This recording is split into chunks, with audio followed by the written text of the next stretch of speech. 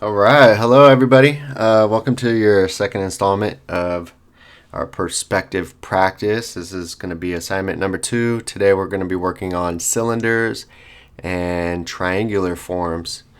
Up on my screen you see a couple examples from students who submitted yesterday's assignment already. Good job to you guys. This is Silva and Johnny from first period. Still looking to get a lot more assignments in from the majority of my classes, but just make sure you guys get those in by Friday. So if you guys haven't started it yet, try to knock out these two today just to stay ahead. All right, so just to take a look at these examples really quick, looks like everything is in perspective. Lines are clean, looks like you guys are using a ruler.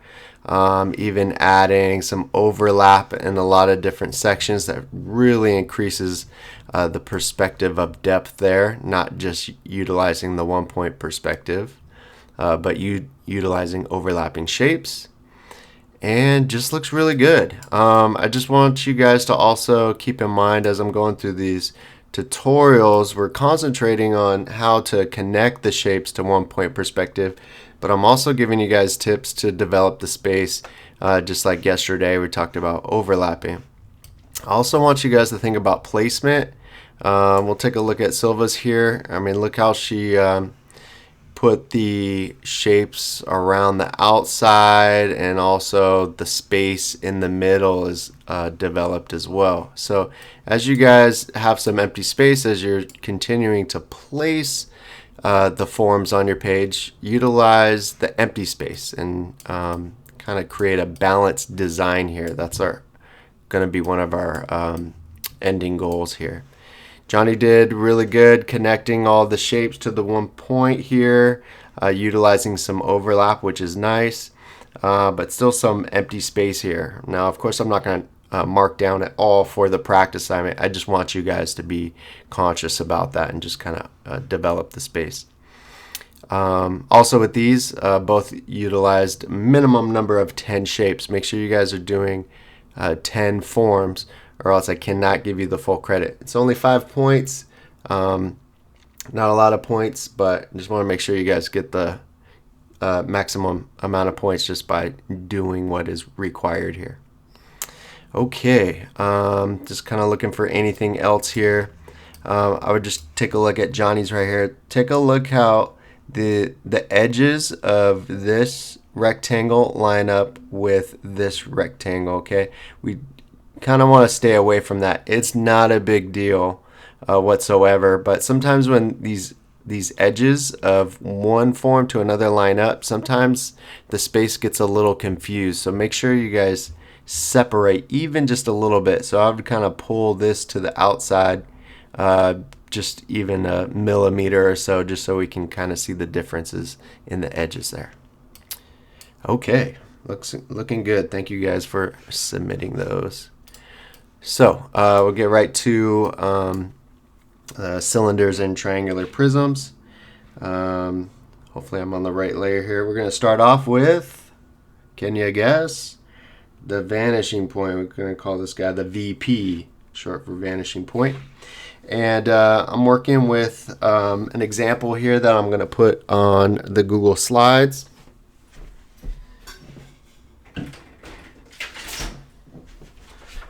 Sorry for the pause. Had to grab the reference real quick. And you guys don't have to copy these, but if you want to, go for it. Just make sure you guys are kind of able to do it on your own here. And I'm working on landscape here just because it fits the screen. I forgot to mention that yesterday. So with perspective, it doesn't really matter. I mean, you flip the paper upside down, left or right, and just gives you a different way to look at your design. So if you guys like working in landscape as opposed to portrait, that's fine. Okay, let's start off here. We're going to start off with a cylinder. Okay, give yourself a few sketchy lines here if you guys remember sketching with the cylinders there. I'm actually going to decrease my brush size just a tad. There you go. Let's see if that works a little bit better. And we're going to take our ruler and we're going to match the ruler right to the edge of that cylinder. Okay, so with cylinders, we're not working with corners anymore, but we're going to match it up right where that edge stops. Okay, and there we have it. Got a oval connected to the vanishing point, which now looks like typically a cone. But we're going to cut it off here. Now, a couple mistakes. People with cylinders tend to cut off pretty flat, kind of like that there. My suggestion to you is really round out where you're going to cut it off, even more so than the front edge. Okay, but just like yesterday, we want to keep that back edge looking like the front edge. Okay, and so now we're going to take our eraser. Hopefully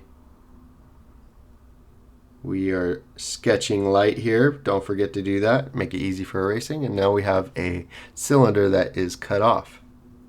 Looking pretty good. Looks like it's floating. All right, let's go to a triangular prism. We're going to work with two different forms today. Just kind of maximize our time here. I think you guys can handle it. All right. So the triangular prism is going to be just like our rectangular prisms for the most part. We got corners to work with, so we can line up the corners.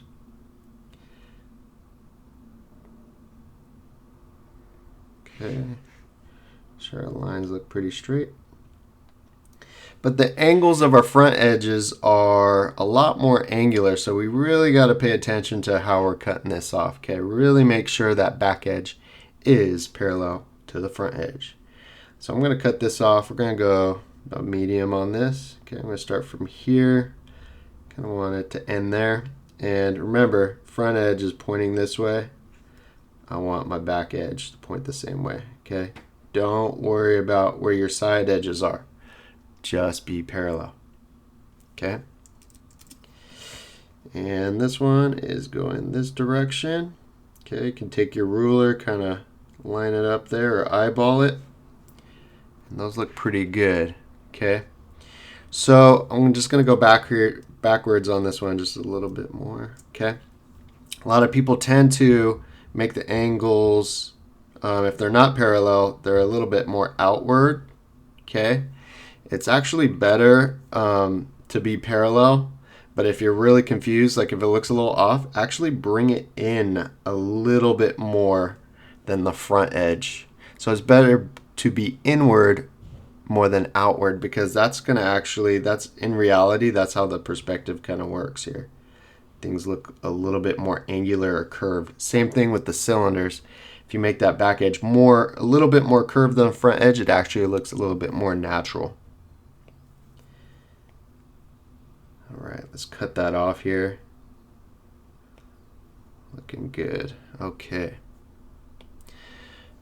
All right. Let's do a triangle here, and let's go perpendicular. That's when I say perpendicular, I mean we have a flat edge kind of pointing to the vanishing point, not a corner, as we do here.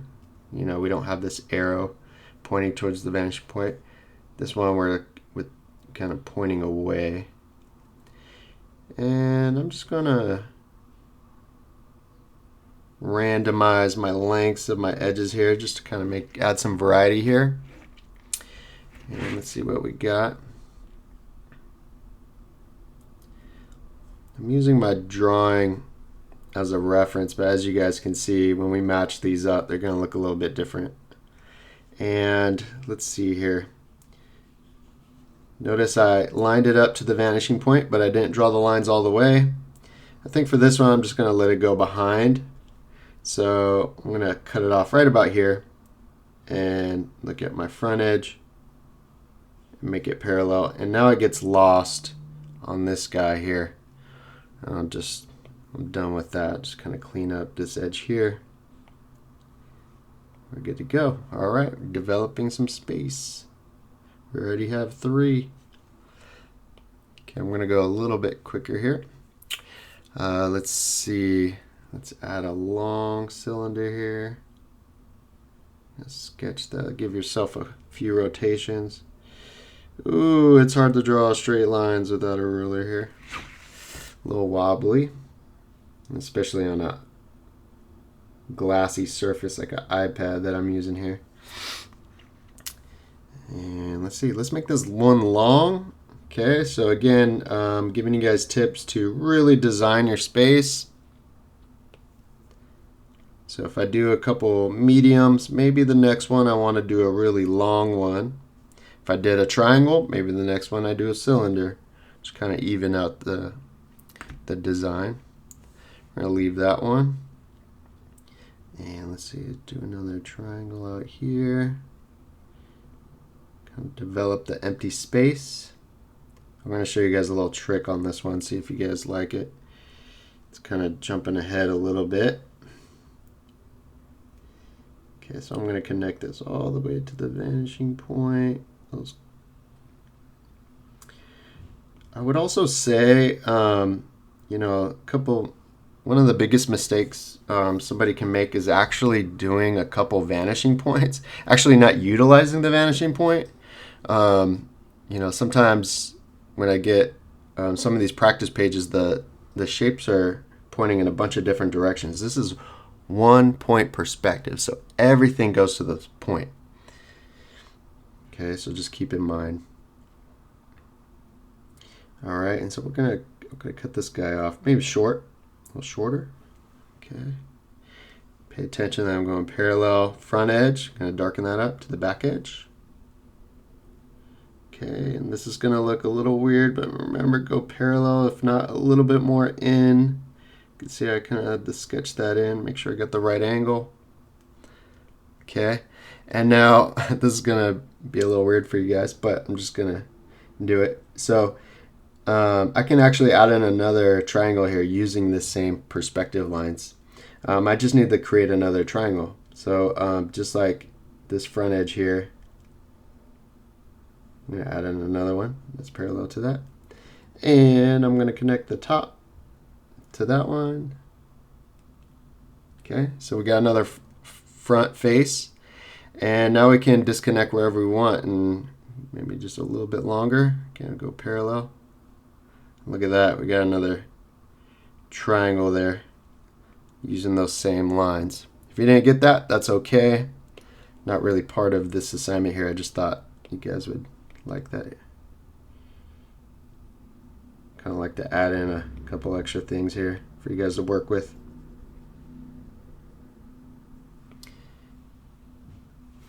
All right. So we got 5, 6 here already. We want to develop the space. Let's go bigger. Let's add in a big triangle here. I really like kind of the long, kind of skinny shapes. Doesn't make it too bulky, but it really fills up your design here. And we can see this cylinder is going to be in our way here. So we can choose to maybe go underneath.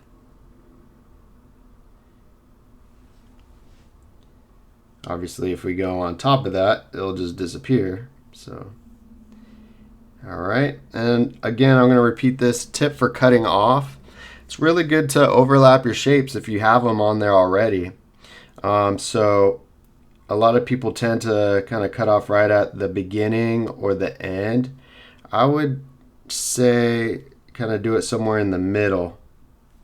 Really shows overlap here. So maybe if you want a little bit longer, kind of go towards the back.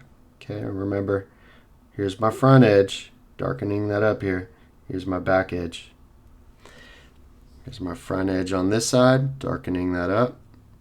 And let's see, probably be right about there. All right. And we'll take the eraser, open that space back up. All right, looking good. Got plenty of triangles here. Let's go with the cylinder, and I'm gonna overlap this a little bit more. Let's go right on the edge here, just a little bit. Okay, and let's connect that right to the edge. And let's see, where do I want this guy? You know, I'm gonna make this guy shorter than this, okay? All right, so here's another tip with the cylinders, okay? We want it round, but we don't want it to come to a point. We don't want it to look like this in the corners. We want it to look like this, okay? Because cylinders, they're round, they don't come to a point. They just stay round. So even though it might be really subtle, make sure this back edge here curves right into the side edge. It'll look a lot more natural, guaranteed. Okay, a lot of people tend to just bring it to a point. And we'll really curve that back edge.